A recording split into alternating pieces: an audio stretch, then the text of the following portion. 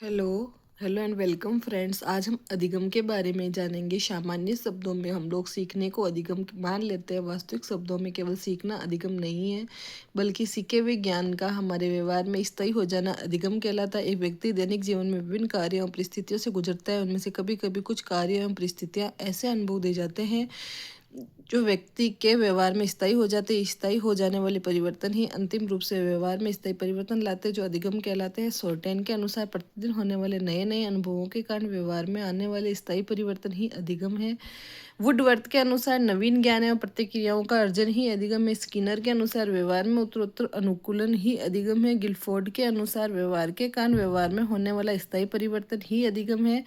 Gets के अनुसार अनुभव में प्रशिक्षण के द्वारा व्यक्ति के व्यवहार में आने वाला स्थायी परिवर्तन अधिगम कहलाता है। क्रो एंड क्रो के अनुसार नया ज्ञान आदत एवं अभिवृत्तियों का अर्जन ही अधिगम है। रायबर्न सीखना आदतों के विकास की प्रक्रिया है। वुडवर्थ सीखना एक विकास प्रक्रिया है। अधिगम की विशेषताएं। सीखना अधिगम है। अधिगम व्यवहार परिवर्तन है। अधिगम नवीन ज्ञान एवं प्रतिक्रियाओं को ग्रहण करना है। अधिगम आदतों के निर्माण की प्रक्रिया है। अधिगम अनुभवों का संगठन है। अधिगम अनुभव व प्रशिक्षण का प्रभाव है। अधिगम कार्य व उत्पादन है। अधिगम अनुकूलन है। अधिगम विशेष परिस्थितियों के उपज है। अनधिगम भी अधिगम है। अधिगम सार्वभौमिक प्रक्रिया है।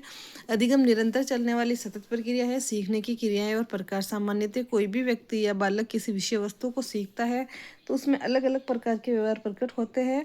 उसके अनुसार सीखना निम्न प्रकार से: विराम व अविराम सीखना।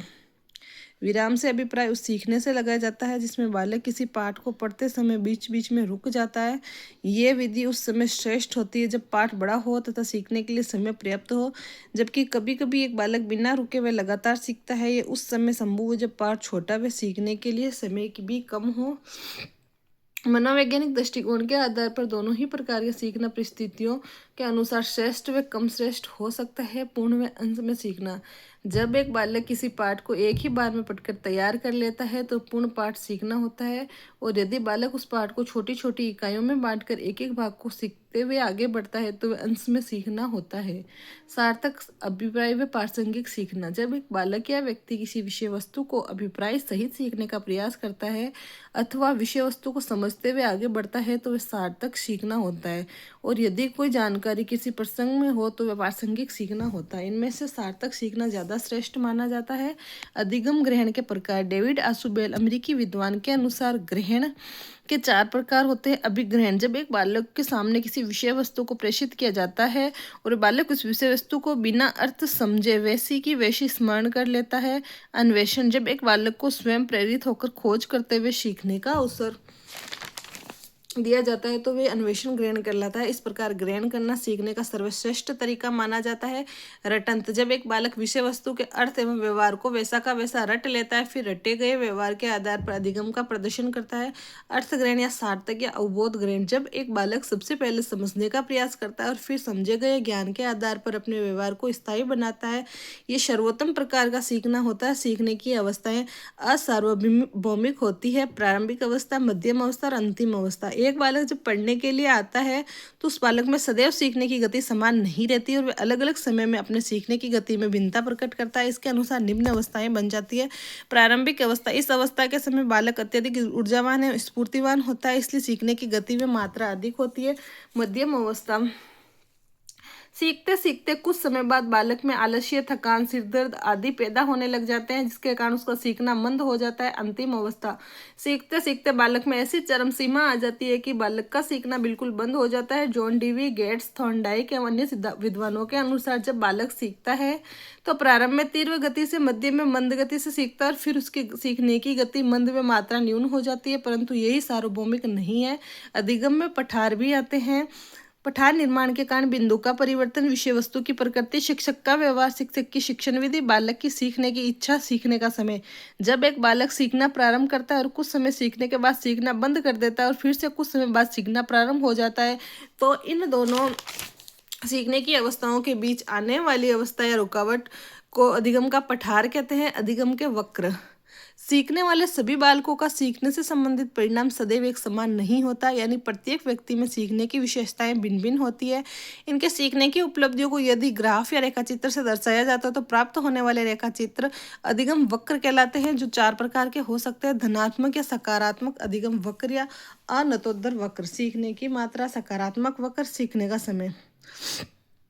जब एक बालक प्रारंभ में मध्य गति से सीखता है और उसके बाद उसके सीखने की गति तीव्र हो जाती है तो यहाँ प्राप्त होने वाला अधिगम वक्र सकारात्मक या धनात्मक होगा, ऋणात्मक या नकारात्मक अधिगम वक्र। सीखने की मात्रा, नकारात्मक वक्र, सीखनतोदर वक्र। अधिगम की अवस्थाएं असार्वभौमिक होती है।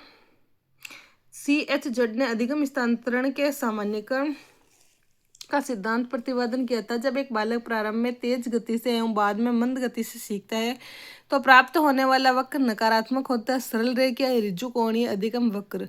सीखने की मात्रा, सरल रेखीय वक्र, सीखने का समय। जब एक बालक प्रारंभ से लेकर अंत तक समान गति से सीखता रहता है तो प्राप्त होने वाला वक्र सरल रेखीय होता है। एस या यू आकारीय अधिगम वक्र। सीखने की मात्रा, सीखने का समय। जब एक बालक के सीखने की मात्रा में बार बार उतार चढ़ाव आता रहता है तो यह प्राप्त वक्र के रूप में एस यू के अंग्रेजी का वर्ण आकार को दर्शाता है। सामान्यतः अधिगम वक्र का निर्माण परिस्थितिजन्य होता है, परंतु एक शिक्षक के द्वारा अपने बालकों को सकारात्मक निर्देशन प्रदान करते हुए उसे धनात्मक अधिगम के लिए प्रेरित किया जाना चाहिए। अधिगम का स्थानांतरण या अंतरण। जब एक व्यक्ति पहली परिस्थिति में किसी व्यवहार को सीखता है और फिर उस व्यवहार को दूसरी परिस्थिति में उपयोग में लाता है तो उसे अधिगम का अंतरण कहते हैं।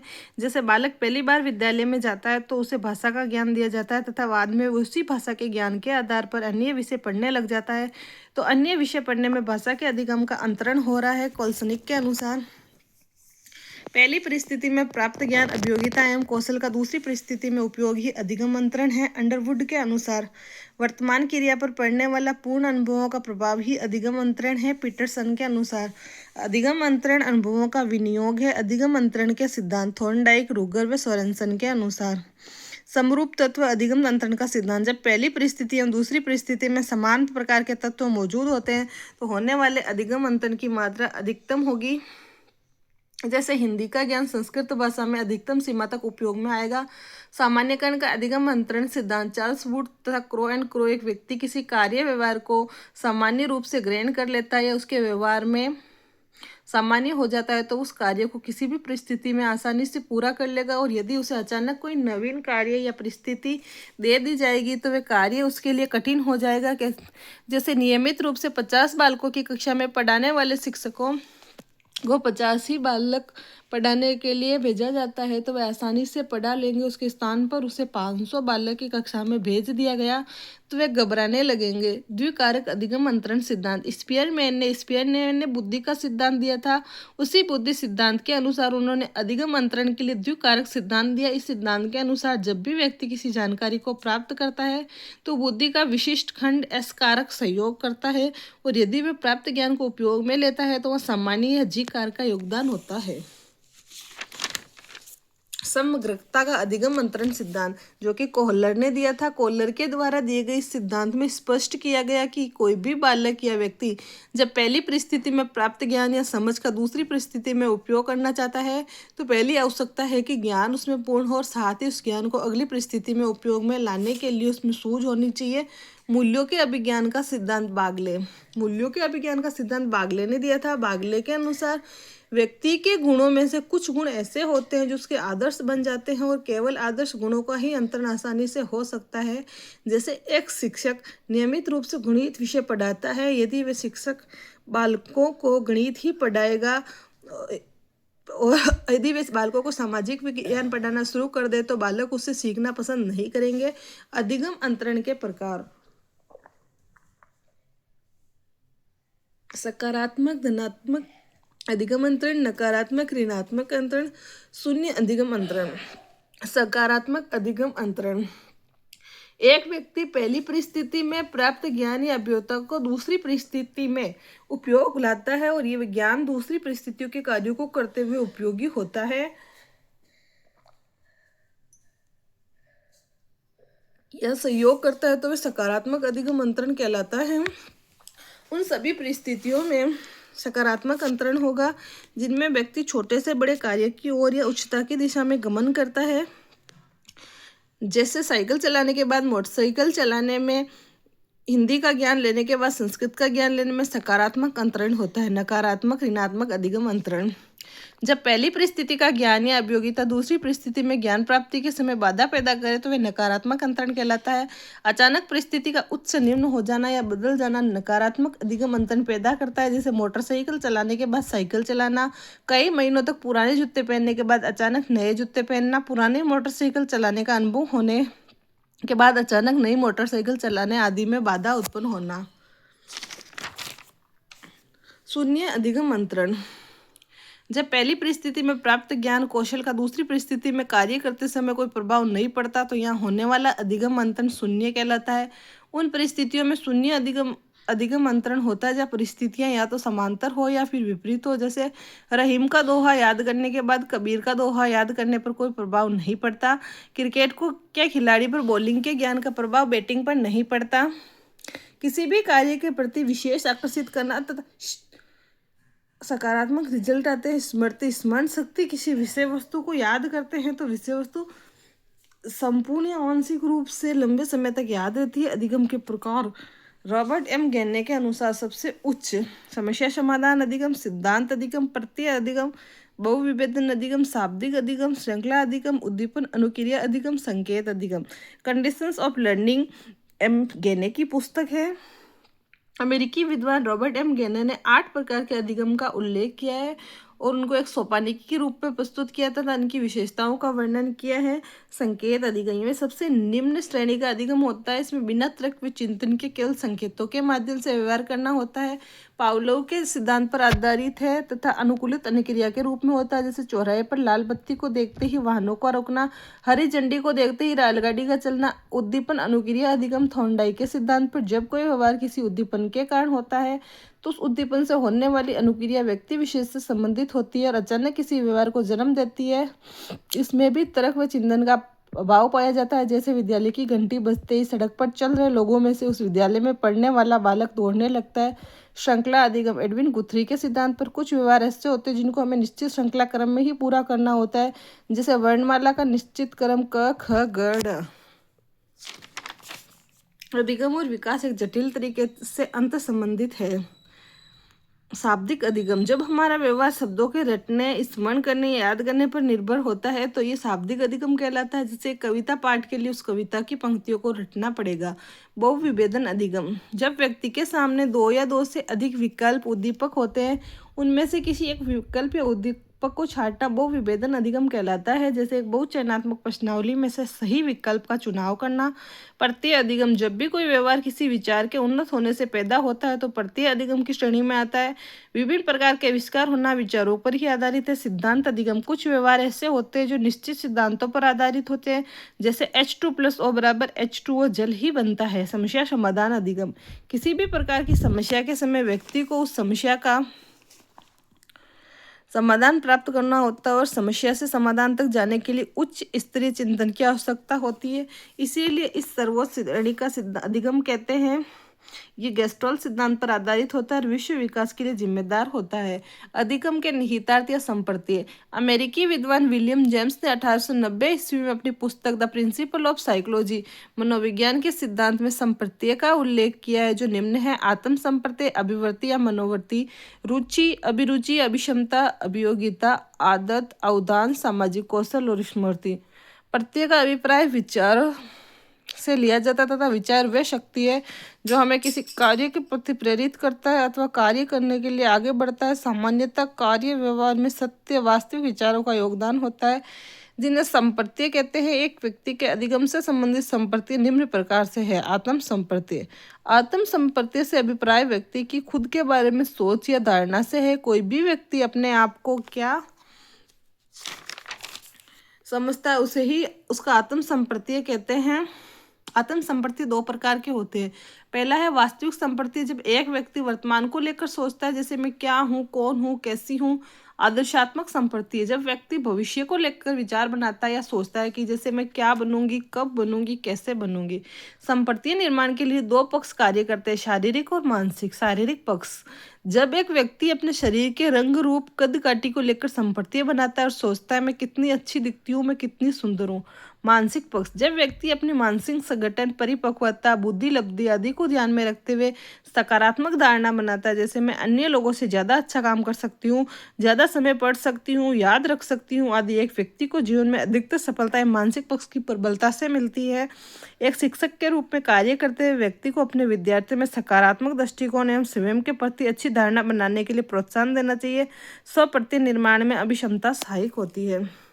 अभिवर्ती या मनोवर्ती, सर्वप्रथम थर्स्टन ने दिया था। अभिवर्ती या मनोवर्ती, जब व्यक्ति किसी दूसरे व्यक्ति, वस्तु या क्रिया के प्रति जो नजरिया, सोच, धारणा या दृष्टिकोण बनाता है, इस धारणा, दृष्टिकोण या नजरिए को मनोवर्ती कहते हैं। मनोवर्ती सामान्यतः 3 सकारात्मक, नकारात्मक, शून्य मनोवर्ती के संदर्भ में थर्स्टन के विचार किसी मनोवैज्ञानिक वस्तु के कारण आने वाले धनात्मक या ऋणात्मक प्रभावों की मात्रा ही मनोवर्ती है। थर्स्टन ने धनात्मक या सकारात्मक एवं ऋणात्मक, नकारात्मक प्रकार की 2 मनोवर्तियां बताई है, जबकि वास्तविक रूप से मनोवर्ती सकारात्मक, नकारात्मक या शून्य प्रकार की होती है। एक व्यक्ति के रूप में सकारात्मक मनोवर्ती ही रखनी चाहिए। अभिवर्ती जन्मजात व अर्जित होती है तथा व्यवहारिक दृष्टिकोण में अर्जित अधिक होती है। एक शिक्षक अपने बालकों में उसी मनोवर्ती को पैदा कर सकता है जो मनोवर्ती उस स्वयं में है। अभिवर्ती के निर्माण में प्रत्यक्ष अनुभव उत्तरदायी होते हैं। रुचि, रुचि से अभिप्राय व्यक्ति को उस व्यवहार से है जिसे वह स्वेच्छा से एवं किसी आकर्षण के कारण करता है। विलियम मैकडूगल के अनुसार किसी व्यक्ति, वस्तु या क्रिया के प्रति होने वाला आकर्षण ही रुचि है। रुचि व्यक्तिगत होती है। किसी व्यक्ति की रुचि को आसानी से नहीं जाना जा सकता। रुचि 2 प्रकार की होती है। रुचि जन्मजात एवं अर्जित होती है। एक शिक्षक को चाहिए कि वे अपने बालकों में उनकी रुचि के अनुसार प्रेरणा पैदा करें ताकि बालक अपनी रुचि के अनुसार भविष्य बना सके। अभिरुचि, अभियोग्यता या अभिक्षमता, किसी भी व्यक्ति का पद, व्यवसाय या परिस्थिति को उसकी अभिरुचि, अभियोग्यता, अभिक्षमता कहते हैं, जैसे डॉक्टर, शिक्षक, वकील, इंजीनियर, किसान आदि।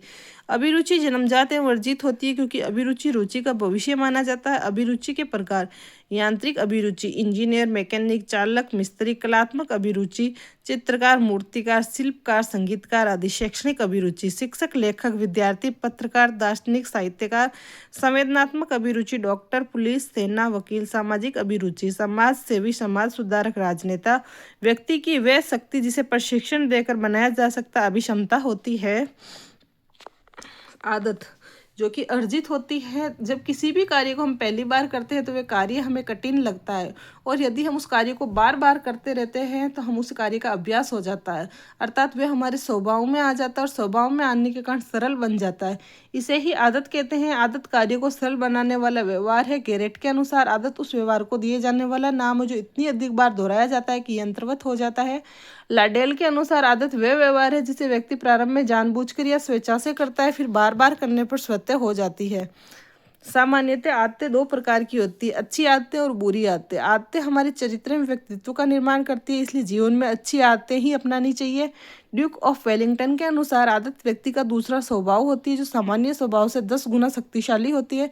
रायबर्न के अनुसार सीखना आदतों के निर्माण की प्रक्रिया है। वेलेंटाइन के अनुसार आदतें 7 प्रकार की होती है। यांत्रिक आदतें, कपड़ों के बटन बंद करना, जूतों के फीते बांधना, टाई बांधना आदि।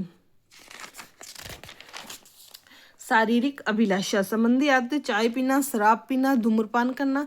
नाड़ी तंत्र संबंधी आदतें, दांतों से नाखून काटना, मुंह में पेन चबाना, पैर पर पैर रखकर बैठना आदि।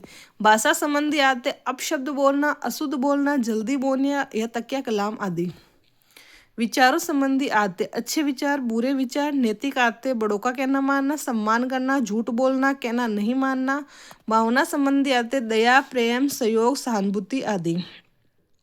सामाजिक कौशल, समाज में कोई भी व्यक्ति किसी प्रकार से जीवन यापन करता है वह उसके जीवन जीने के कौशल को दर्शाता है।